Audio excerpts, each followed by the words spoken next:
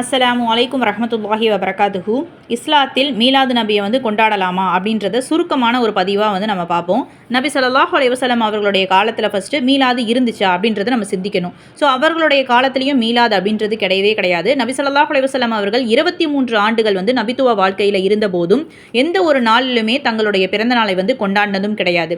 அதே மாதிரி சஹாபாக்களும் சரி அதை செய்யவும் கிடையாது. அதற்கு பிறகு வந்த தலைமுறையினர்கள், அதாவது தாபியின்கள், தபக் தாபியின்கள், ஸோ இவர்களோட வாழ்க்கை வரலாற்றிலையுமே எடுத்து பார்த்தீங்கன்னா எந்த ஒரு ஹதீஸ் ஆதாரமும் நமக்கு கிடைக்காது.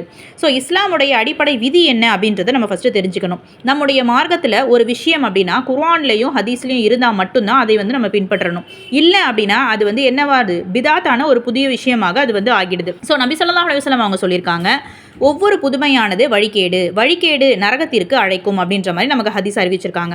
ஸோ இதை மீறியும் நம்ம நபியோடைய பிறந்த நாளை நம்ம கொண்டாடணும் அப்படின்னா ஸோ எப்படி கொண்டாடணும்? தினசரி நீங்கள் என்ன பண்ணணும்னா உங்களுடைய சுன்னாவை பின்பற்றுவது, அதாவது நபி ஸல்லல்லாஹு அலைஹி வஸல்லம் அவங்களுடைய வாழ்க்கை வழிமுறையை நீங்கள் தினமும் பின்பற்றணும்.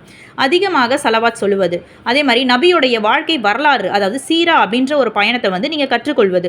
அது மட்டும் இல்லாமல் உங்களுடைய நல்லொழுக்கங்கள், அதாவது நபி ஸல்லல்லாஹு அலைஹி வஸல்லம் அவங்களுடைய குணம் அப்படின்றத பார்த்தீங்கன்னா அழகிய குணமாக தான் இருந்துச்சு. ஸோ அப்படிப்பட்ட அழகிய குணமாக உங்களோட குணத்தை நீங்கள் மாற்றிக்கொள்வது. ஸோ இதுதான் என்னென்னா உண்மையான மீலாத் அப்படின்றத நம்ம தெரிஞ்சுக்கணும். கொண்டாட்டம் செய்யும் போது ஏற்படக்கூடிய தவறுகள் என்னென்ன அப்படின்றத நம்ம கொஞ்சம் சிந்திச்சு பார்க்கணும். ஸோ தேவையற்ற செலவுகள் அந்த இடத்துல ஏற்படுது. அதிகமாக அலங்காரங்கள் செய்வது, ஆரவாரம் செய்கிறது, சில இடத்துல இசை, நடனம், பாடல், ஸோ இந்த மாதிரி ஒரு சூழ்நிலை. இது மட்டும் இல்லாமல் ஆண்கள் பெண்கள் அப்படின்னு சொல்லிட்டு இரண்டு பேருமே கலந்து கொள்ளக்கூடிய ஒரு சூழல். ஸோ இதுவா நம்முடைய நபியுடைய உண்மையான போதனை அப்படின்றத கொஞ்சம் சிந்திச்சு பார்க்கணும். ஸோ இதில் இருந்து நம்ம தெரிஞ்சுக்க வேண்டியது என்ன அப்படின்னா, மீலாது நபி கொண்டாட்டம் அப்படின்றது நம்முடைய நபி ஸல்லல்லாஹு அலைஹி வஸல்லம் அவங்களுடைய காலத்தில் இல்லாத ஒரு விஷயம். அதனால் அதனை ஒரு மார்க்க கடமை அப்படின்னு நம்ம நினச்சி ஸோ அதை நம்ம கடமையாக கொள்ளக்கூடாது. இதனால் நம்முடைய அன்பும் மகிழ்ச்சியும் நபி ஸல்லல்லாஹு அலைஹி வஸல்லம் அவங்கள பின்பற்றுவது தான் இருக்கணுமே தவிர ஸோ மற்றபடி நபி ஸல்லல்லாஹு அலைஹி வஸல்லம் அவர்கள பிறந்த நாளை கொண்டாடுறது மூலியமாக தான் நம்ம அவங்கள நேசிக்கிறோம் அப்படின்றது கிடையவே கிடையாது. அதாவது நம்ம வாழ்க்கை முழுவதுமாகவே நம்ம மீளாது அப்படின்றத நம்ம கொண்டு வரணும்.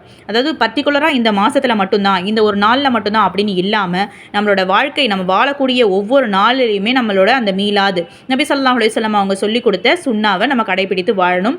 ஸோ இன்ஷா அல்லாஹ் நம்ம அனைவருக்குமே போதுமானவன். உங்களுக்கு பிடிச்சிருந்துச்சு அப்படின்னா கண்டிப்பாக இதை லைக் பண்ணுங்கள், மற்றவங்களுக்கும் ஷேர் பண்ணுங்கள்.